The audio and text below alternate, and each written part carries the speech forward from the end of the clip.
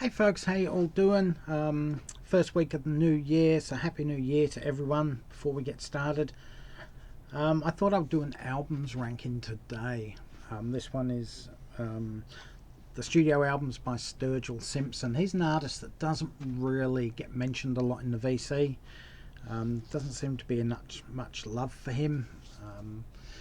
He's a country singer from Kentucky, and he's not strictly country. He's more like Neil Young. He's very eclectic, even though he keeps returning back to country. There's a hard rock album in here. There's some soft rock, some psychedelic rock, some R&B, soul, plus country as well. So he's quite an eclectic guy. Sometimes these genres are on one album, not just an album of each. So yeah, you never know what you're going to get with Sturgill Simpson's albums. You hope it's going to be something good, but you're usually blown out the water because there's a complete U-turn from his previous album, much like Neil Young, especially during the, let's say, the 80s, during the whole David Geffen period through to the mid 90s, where you just didn't know what sort of album you were going to get with Neil Young, and he's on that level with songwriting as well. So without further ado, we'll rank the 8 Sturgill Simpson albums from my least favourite, which I still really like, right through to what I consider to be his best album of all time. So here we start off at number 8, Sturgill Simpson, Cutting Grass, The Butcher Shop Sessions. So this was his 5th studio album. This was released in 2020. It was his first release of 2 in 2020.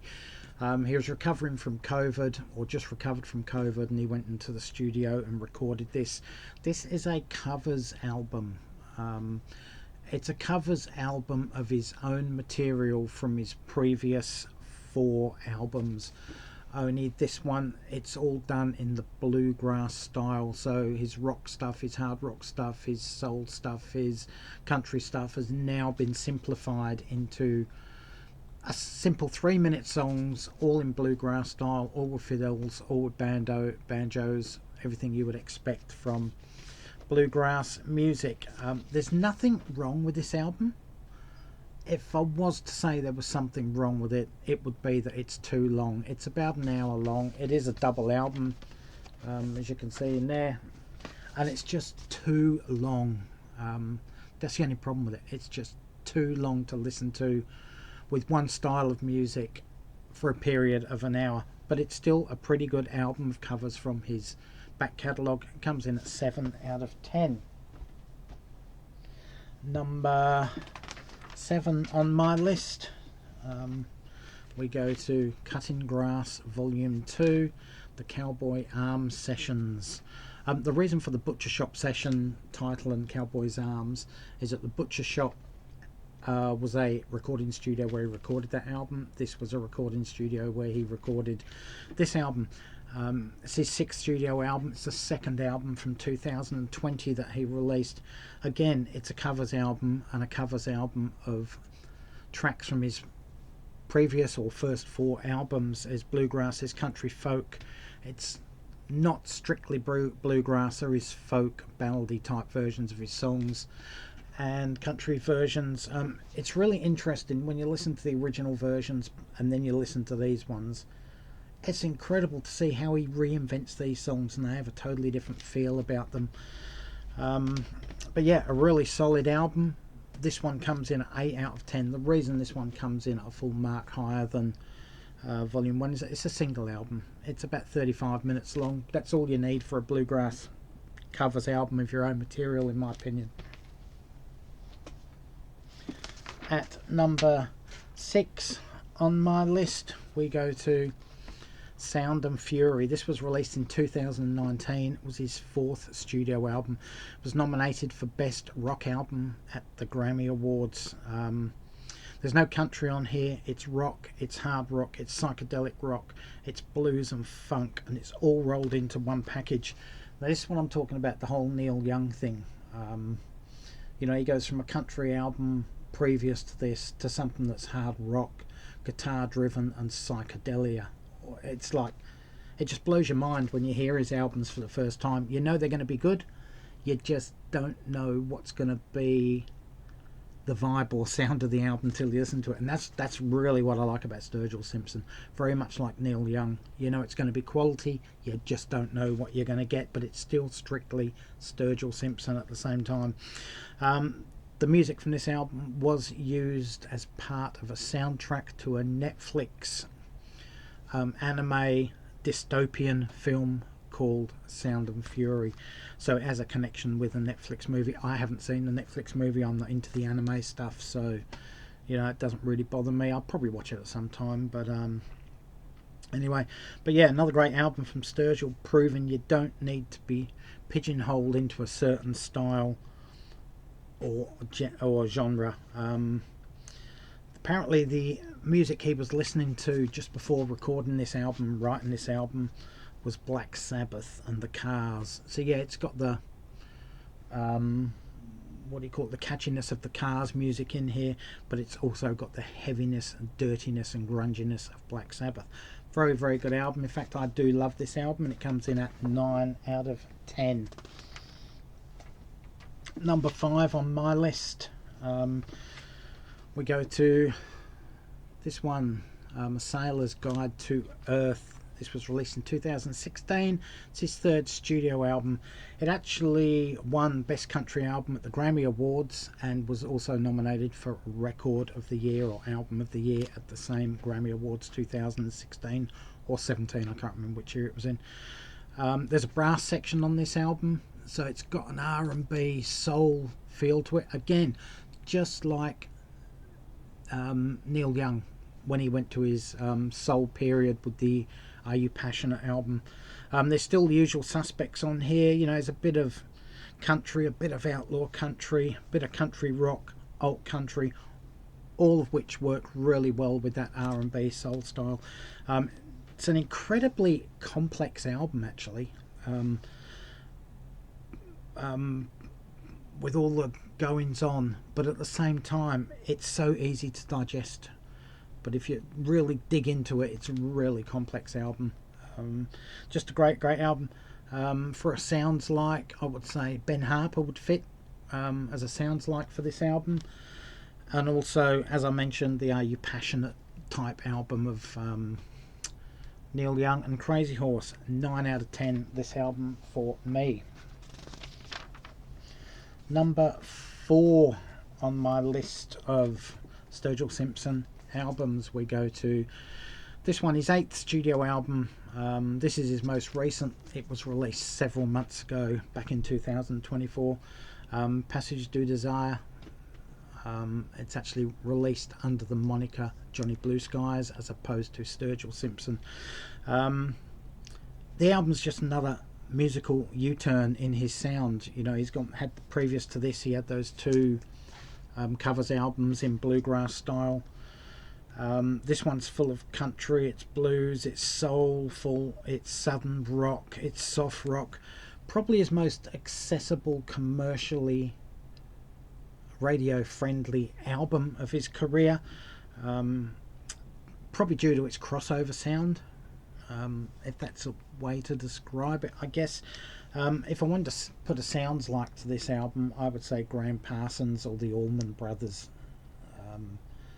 and that's pretty good. Comparing someone to the Allman Brothers is pretty impressive in my opinion. This one comes in at 9 out of 10 also.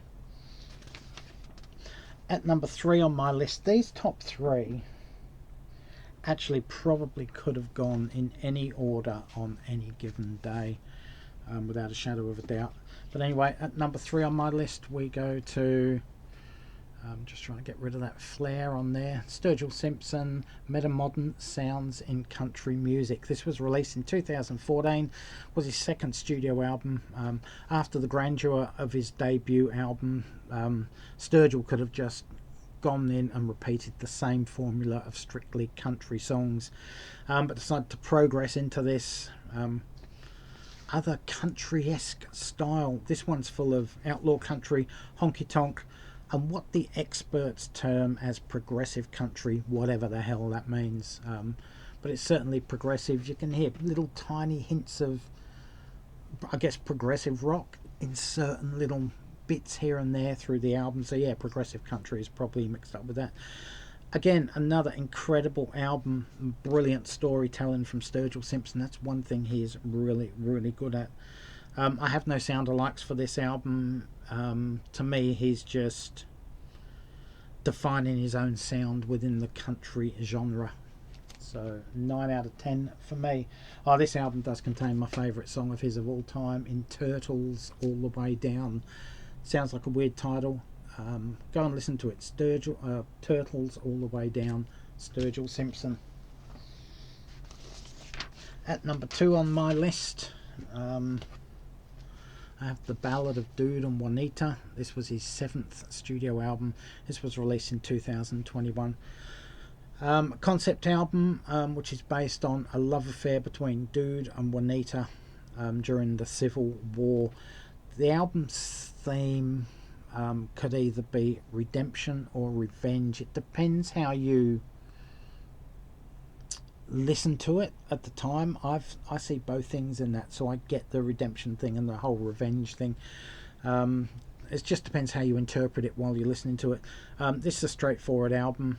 Has to be listened to in one sit-in because it is a concept album. It's only 27 minutes long. You can listen to 27 minutes worth of music. Storytelling is up there with the best. Willie Nelson appears on the album. He appears on the song Juanita. So it shows you what sort of esteem that Sturgill Simpson is held in if the likes of, Willie Nelson actually appear on your album. As a sounds like, I would use a Willie Nelson album, Red-Headed Stranger.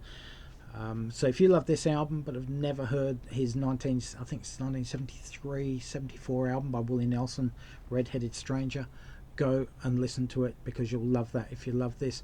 Likewise, if you know the Willie Nelson album but you've never heard this, give this a listen because I'm sure you'll love it too. 9.5 out of 10.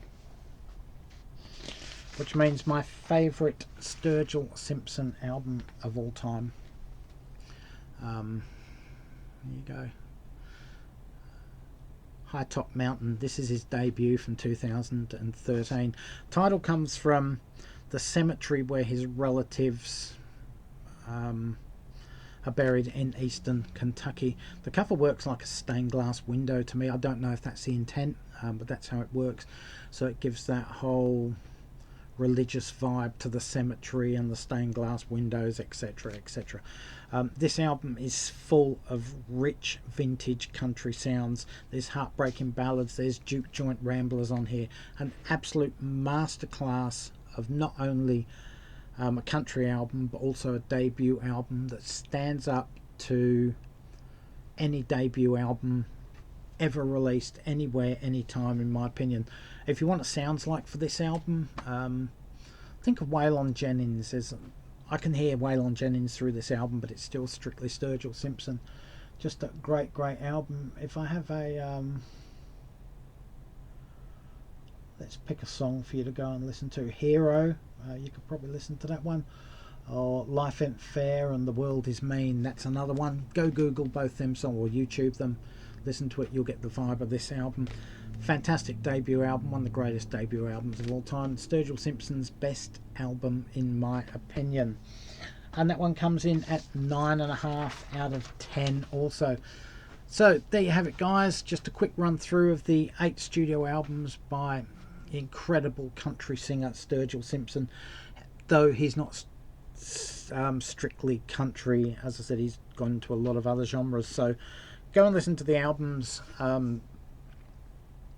with the styles that I've mentioned, depending on what you like. If you like hard rock, heavy metal, go and listen to Sound and Fury. If you like something a bit more complex, A Sailor's Guide to Earth, etc. If you like something strictly country, then The Ballad of Dude and Juanita, or his debut album High Mountaintop, etc., etc. Take your pick. There's plenty of styles to choose from, just like Neil Young. There's plenty for everyone through his career. Great songwriter, great singer. So anyway, guys, leave your comments in the comments section below. What do you think of Sturgill Simpson? If you know him, if not, go and check him out. Till next time, guys, thanks for watching. Stay safe, take care. All for now. Catch you around, and bye, folks.